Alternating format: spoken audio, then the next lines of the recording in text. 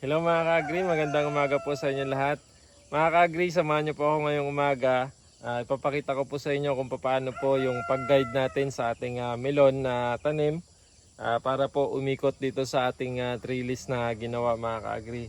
Yan. Ngayon po mga ka-agri ay 12 days old na po sila mula po nung inilipat tanim natin mga ka-agri. Yan. Tara po mga ka-agri, samahan niyo po ako.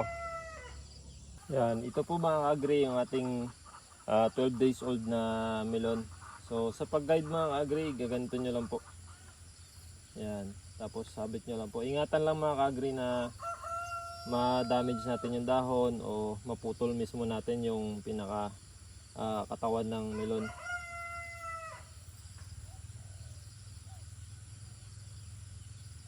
Yan. So ganyan lang po mga ka-agri. Ngayon bibilangan na rin po natin ang dahon na 8 dahon lang po. So 1, 2, 3, 4, 5, 6, 7, 8. Yan. Kung mapapansin nyo po mga ka-agri, dito po sa pang 8 dahon, ito po yung nagsanga. Yan, dito po tayo magpapabunga mga ka-agri sa sanga na to. Kaya wag po natin yan puputulin. Dito po sa pang 8, siyam at pang 10. The rest po pataas, tatanggalin po natin ulit yan. Magpo-pruning po tayo ulit para po makapag-focus lang po dito sa tatlong ipapatuloy natin na bunga. Kasi po mga ka-agri, 3 o 2 lang na bunga ang ating ipapatuloy dito sa ating melon para po makuha natin yung ganda ng bunga o yung bigat mga ka-agri talagang maibigay ng isang tanim. So yun lang po.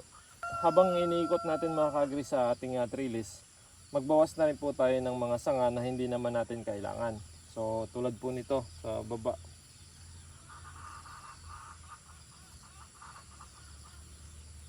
Yan po, 1, 2, 3, 4, 5, 6, 7. So sa pang 7, hindi po natin yan ipapatuloy mga ka-agri.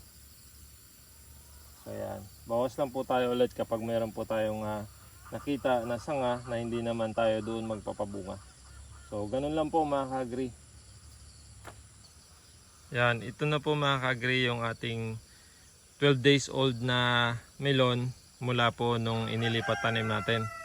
Ayan, nasa 850 o 800 plus po itong ating tanim na melon mga ka-agri. Ayan. Ang variety ng ating melon mga ka-agri ay Dulce F1 ng East West po.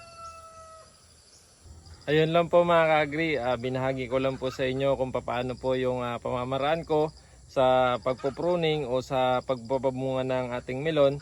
Kung pang ilang dahon po tayo magpapabunga mga ka-agri para po makuha natin yung magandang resulta ng bunga mga ka-agri.